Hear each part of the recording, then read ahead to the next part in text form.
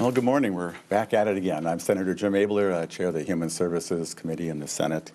And we spend a lot of money in so many areas, and you want to make sure every penny goes where it's supposed to go. And historically, we've not always been successful at that. And so government is a good thing for us to serve in it, but it must be accountable and it must be effective.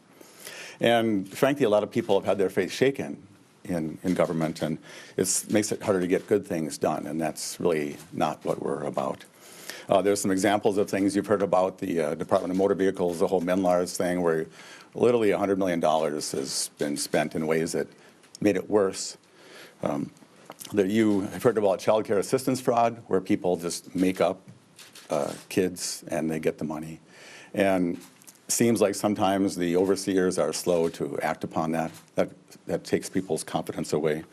On the elder abuse side, we trusted our agencies to look after grandma and grandma, and watched as literally thousands of cases were put into the dumpster. And nobody wants that, but when we get to that point, it's time for us to act. And I could go on with more, but they said I only have 2 minutes, so I'm not going to get to do that. But this year, I'm optimistic with the hope of the new leadership in the governor's mansion, and with the House, and with the committed work of the people behind me and across the aisle. We can truly make a difference about this. The budget that we oversee in my niche is something like $15 billion a year. And if even 1% of that is wasted, that's $150 million. But it's more than that.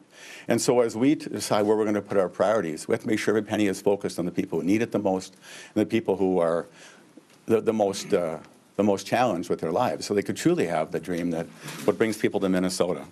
And so you'll see a number of bills working on making the systems tighter, so it's harder to cheat, and that the people who are honest and true in their work are actually rewarded for that and not given a lot of burdens that are unnecessary. And so a lot more to come, and I think I'm on time, so thank you very much.